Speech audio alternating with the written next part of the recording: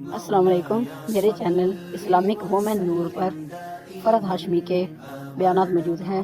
اگر آپ مزید بیانات سننا چاہتے ہیں تو برائے مہربانی میرے چینل کو سبسکرائب کر دیں. شکریہ. اعوذ باللہ من الشیطان الرجیم. بسم اللہ الرحمن الرحیم. رب اشرح لی صدری ویسر لی امری واحلل عقدۃ من لسانی یفقہوا قولی. صحبت اور غسل جنابت. صحابہ کرام رضی اللہ عنہم کے درمیان غسل جنابت کا ایک مسئلہ زیر بحث آیا. ایک گروہ کہتا تھا کہ غسل صرف دخول پہ فرض ہو جاتا ہے، انزال شرط نہیں، یعنی واٹر ڈسچارج جو ہے وہ ضروری نہیں. دوسرا گروہ بیان کرتا تھا کہ وجوب غسل کے لیے دخول کے ساتھ انزال بھی شرط ہے. یہ طویل مباحثہ کسی فیصلہ کن صورت پر منتج نہ ہوا. آخر قرار پایا کہ ام المومنین حضرت عائشہ رضی اللہ عنہا سے دریافت کیا جائے. حضرت عائشہ نے کہا کہ رسول اللہ صلی اللہ علیہ وسلم نے فرمایا: اذا جلس بین شعبها الاربع ومس الختان الختان فقد وجب الغسل. جب مرد عورت کی چار شاخوں کے درمیان بیٹھ جائے اور اس کا محل ختنہ عورت کے محل ختنہ کے ساتھ مس کرے تو غسل واجب ہو جاتا ہے. تو مسئلہ یہ ثابت ہوا کہ صرف دخول پر ہی مرد اور عورت جنبی ہو جاتے ہیں اور ان پہ غسل واجب ہو جاتا ہے، انزال یعنی منی کا نکلنا شرط نہیں. جنابت کے احکام. وجوب غسل کی حالت کو حالت جنابت کہتے ہیں. وجوب غسل یعنی جب غسل واجب ہو جاتا ہے تو اس حالت کو جنابت کہتے ہیں. جنابت کا لفظ جم سے، جم پہلو کو کہتے ہیں، نہیں بچنا. مندرجہ ذیل چار حالتوں میں مسلمان مرد اور عورت پر غسل کرنا فرض ہو جاتا ہے. نمبر 1، جوش کے ساتھ منی خارج ہونے کے بعد. اس میں احتلام بھی داخل ہے، یعنی کوئی ایسا خواب آئے یا ویسے. نمبر 2، صحبت کے بعد یعنی سیکشل انٹرکورس کے بعد. نمبر 3، حیض کے بعد. نمبر 4، نفاس کے بعد یعنی بچے کی پیدائش کے بعد. اس میں یاد رکھیے کہ بہت سے لوگ پوچھتے ہیں کہ اگر خواتین اگر انٹرنل چیک اپ کرواتی ہیں تو کیا اس سے غسل واجب ہوتا ہے؟ تو کوئی غسل واجب نہیں ہوتا جب تک کہ ان چار چیزوں میں سے کوئی چیز نہ ہو. اس میں یاد رکھیے کہ بہت سے لوگ پوچھتے ہیں کہ اگر خواتین اگر انٹرنل چیک اپ کرواتی ہیں تو کیا اس سے غسل واجب ہوتا ہے؟ تو کوئی غسل واجب نہیں ہوتا جب تک کہ ان چار چیزوں میں سے کوئی چیز نہ ہو. صرف منی خارج ہونے سے بات نہیں بلکہ جوش کے ساتھ منی خارج ہونے کے بعد غسل واجب ہوتا ہے. رسول اللہ صلی اللہ علیہ وسلم نے فرمایا: جب تم عورت کی چار شاخوں کے درمیان بیٹھ کر صحبت کرو تو تم پر غسل واجب ہو گیا اگرچہ منی نہ نکلے. آپ نے غور کیا ہوگا کہ طہارت کے مسائل بہت تفصیل کے ساتھ اور اپنے اندر بہت ڈیٹیلز رکھتے ہیں، اور بہت سے موضوعات ایسے ہیں کہ جو انسان کی ظاہری زندگی نہیں بلکہ اس کی نجی اور ذاتی زندگی سے متعلق بھی ہیں. لیکن اس طرح پبلکلی ان کو پڑھانا اور ان کو سکھانا یہ بھی ایک ضرورت ہے، کیونکہ آپ صلی اللہ علیہ وسلم نے انصار کی خواتین کی تعریف کی کہ انصار کی خواتین کتنی اچھی ہیں جنہیں حیا دین کا علم حاصل کرنے سے نہیں روکتا. تو سوال یہ پیدا ہوتا ہے کہ آخر اتنی تفصیلات کیوں؟ اور بعض لوگ اس کو ناپسندیدہ قرار دیتے ہیں. تو ایسا کرنا ناسمجھی کی علامت ہے. ہم دیکھتے ہیں کہ انسان اگر اللہ کے بتائے ہوئے طریقے کے مطابق زندگی بسر کرتا ہے تو اس میں خیر ہی خیر ہے، اور وہ صرف خیر اس کی اپنی ذات تک نہیں رہتی، بعض اوقات دوسروں کی بھلائی کا ذریعہ بھی بن جاتی. عورت کو بھی احتلام ہوتا ہے. ام المومنین حضرت سلمہ رضی اللہ عنہا روایت کرتی ہیں کہ حضرت ام سلیم نے رسول اللہ صلی اللہ علیہ وسلم سے کہا: اے اللہ کے رسول، یقیناً اللہ حق سے نہیں شرماتا. یعنی حق بات اور ایک ضروری بات جو ہے اس کو واضح کرنا ضروری ہوتا ہے، اور اس معاملے میں شرم سے کام نہیں لینا چاہیے، کہیں ایسا نہ ہو کہ انسان انجانے میں غلط کام کرتا رہے. تو یہ کہہ کر انہوں نے مسئلہ پوچھا: کیا عورت پر غسل ہے جبکہ اس کو احتلام ہو؟ آپ نے فرمایا: ہاں، لیکن جب پانی کا نشان دیکھے یعنی منی دیکھے. اس پر حضرت ام سلمہ نے شرم سے منہ چھپا لیا اور عرض کیا: اے اللہ کے رسول، کیا عورت کو بھی احتلام ہوتا ہے؟ آپ نے فرمایا: ہاں ہوتا ہے، تیرا داہنا ہاتھ خاک آلود ہو. یعنی یہ ایک پیار کی ڈانٹ تھی. اور اس میں ہو سکتا ہے کہ مزاج کا فرق ہو، بعض خواتین کے ساتھ ایسا نہ ہو اور بعض کے ساتھ ایسا ہو، لیکن اس میں جو اصل چیز ہے وہ ایکسیسو واٹر ڈسچارج ہے. اس میں کہیں ایسا نہ ہو کہ لیکوریا وغیرہ کے ساتھ اس کو ریلیٹ کر دیا جائے. دونوں چیزوں میں فرق ہے. اور احتلام جو ہے وہ سوتے وقت ہوتا ہے، یعنی سو کر اٹھنے پر اگر انسان اپنے کپڑوں پر زیادہ ڈسچارج دیکھے، خواہ کوئی خواب یا کوئی فیلنگ یاد نہ بھی ہو، تو پھر غسل کرنا ضروری. معلوم ہوا کہ عورت یا مرد نیند سے اٹھ کر اگر تری یعنی نشان منی دیکھیں تو یہ احتلام کی علامت ہے، لہٰذا ان پر غسل کرنا فرض ہو جاتا ہے.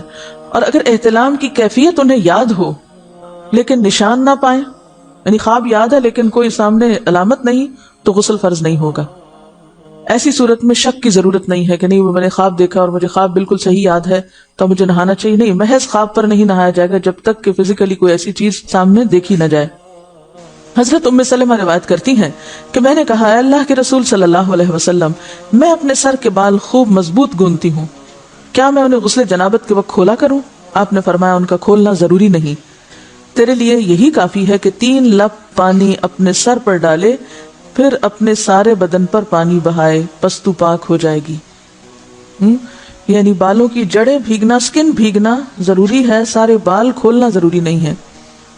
جنبی کے بالوں کا مسئلہ، حضرت عائشہ کو خبر ملی کہ حضرت عبداللہ ابن عمر عورتوں کو غسل جنابت کے لیے بال کھولنے کا حکم دیتے ہیں۔ فرمانے لگی، ابن عمر پر تعجب ہے، انہوں نے عورتوں کو تکلیف میں ڈال دیا، وہ انہیں سر منڈوانے کا حکم کیوں نہیں دے دیتے؟ یہ حضرت عائشہ کی ڈانٹ تھی، یعنی وہ یہ تو کہہ رہے کہ عورتیں بال کھول کھول کے نہائیں، تو وہ پھر سیدھا یہی کہیں کہ عورتیں بال منڈوا لیں۔ میں اور رسول اللہ صلی اللہ علیہ وسلم ایک ہی برتن میں غسل کرتے، اور میں اپنے بال کھولے بغیر سر پر 3 چلو سے زیادہ پانی نہیں ڈالتی تھی۔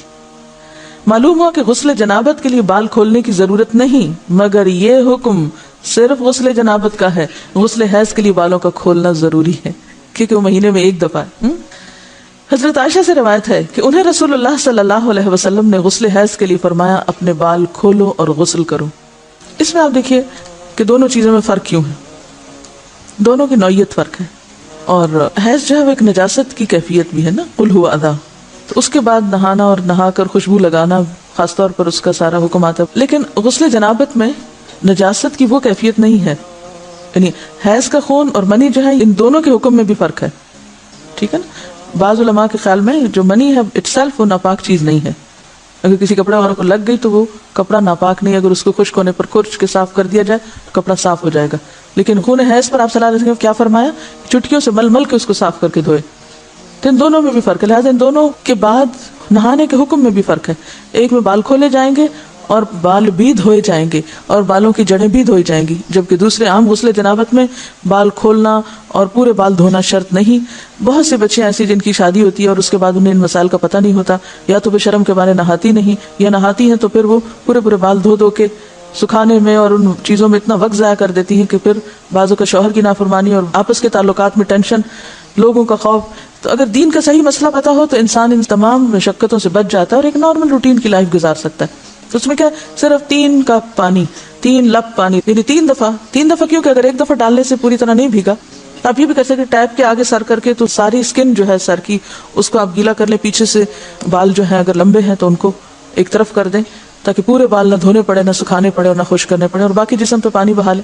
دوسری صورت یہ ہے کہ مگ میں پانی لے کے تو اس کو آپ تھوڑا تھوڑا کر کے پورے کو ایک دفعہ کریں، پھر اس کے بعد دوبارہ کریں، اور تیسری دفعہ رول کر کے بالوں کو پیچھے سے شاور کیپ ڈال لیں اور باقی جسم پھر دھو لیں۔ شاور کیپ سے کیا ہوتا ہے عام طور پر کہ پیچھے کے جو سارے لمبے بال ہیں پھر وہ نیچے گر کے گیلے نہیں ہوتے، وہ آپ کے سر پہ ٹک جاتے ہیں۔ تو سر کی سکن دھوئیں اور بالوں کو جوڑے کی شکل میں باندھ کے اوپر شاور کیپ پہن کے پھر باقی جسم کو اچھی طرح دھو لیں۔ تو اس میں آپ دیکھیں کہ جب بالکل سر کے سکن کا حصہ ہی تر ہوگا، اور یہ 3 دفعہ کرنا ہوگا، ایک دفعہ سے نہیں کام چلے گا، 3 دفعہ کرنا تاکہ کوئی بھی بال برابر جگہ سکن کی خشک نہ رہ جائے۔ تو اس سے کیا ہوگا کہ جتنا جو ہم بات لیتے ہیں اس کا فرق ہی نہیں پتا، تو جو ڈیلی آپ شاور لیتے ہیں یا بات لیتے ہیں دیٹ از ڈفرنٹ، لیکن جب آپ پاک ہونے کے لیے نہاتے ہیں تو وہ مختلف ہے۔ روز آپ نہانا بھی اگر سنت کے مطابق کریں تو بہت اچھا ہے، وہ نہانا بھی ثواب بن گیا، وہ ساری ایفرٹ کسی کام لگ گئی کیونکہ آپ سنت کے مطابق ایک کام کریں۔ لیکن غسل جنابت تو ہوتا ہی نہیں جب تک کہ آپ کلی نہ کریں، ناک میں پانی نہ ڈالیں اور سارے بدن پہ پانی نہ بہائیں۔ غسل جنابت کا طریقہ، حضرت میمونہ رضی اللہ عنہا بیان کرتی ہیں کہ رسول اللہ صلی اللہ علیہ وسلم نے غسل کا ارادہ فرمایا تو سب سے پہلے دونوں ہاتھ دھوئے۔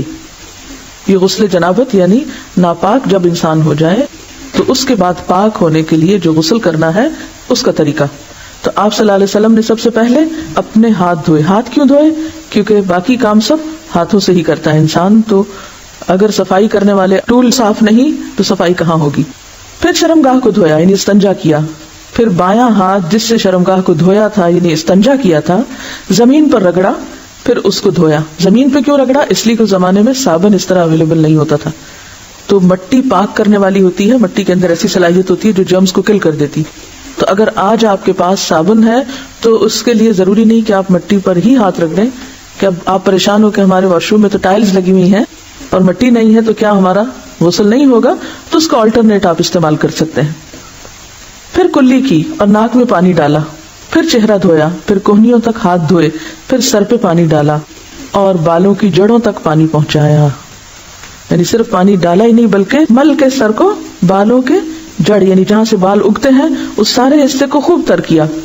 3 بار سر پر پانی ڈالا، پھر تمام بدن پر پانی ڈالا. یعنی پہلے سر پہ 3 بار ڈال کے اس کو سارا دھو ڈالا، پھر پورے جسم پر پانی ڈالا. پھر جہاں آپ نے غسل کیا تھا اس جگہ سے ہٹ کر پاؤں دھوئے. تو اس کا مطلب ہے کہ باقی وضو آپ نے شروع میں کر لیا اور پاؤں دھونے کا عمل بالکل آخر میں کیا. حضرت عائشہ رضی اللہ عنہا اور حضرت عبداللہ بن عمر رسول اللہ صلی اللہ علیہ وسلم کے غسل جنابت میں وضو کا ذکر کرتے ہوئے فرماتے ہیں کہ آپ نے سر کا مسح نہیں کیا بلکہ اس پر پانی ڈالا.